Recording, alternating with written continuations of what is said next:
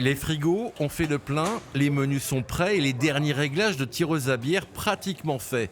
Pour ce restaurateur du centre-ville d'Angoulême, le week-end des Remparts constitue le plus gros chiffre d'affaires de l'année, grâce notamment aux participants britanniques.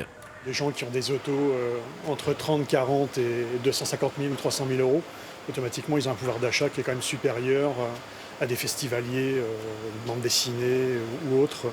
C'est un public voilà, qui a des moyens et qui se fait plaisir quand ils sont à l'extérieur sur des courses ou ce genre de choses. Les commerces ne devraient pas égaler les scores des années précédentes car les participants anglais arrivent au compte-gouttes. Ça n'a pas été difficile de venir en France, mais ce sera certainement plus difficile de revenir chez nous. Pourquoi? Parce qu'on doit faire un test, avoir un formulaire de retour qu'on doit remplir 2 jours avant. Mais le déplacement vaut le coup.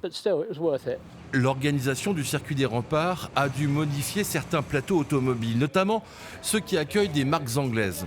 Les pilotes, en provenance de Grande-Bretagne, sont beaucoup moins nombreux que d'habitude. C'est un peu la double peine parce que d'abord il y a le passeport sanitaire et puis il y a surtout aussi le Brexit, donc parce qu'il faut qu'ils aient des carnets de déclaration en douane pour pouvoir rentrer sur le territoire français et ressortir ensuite.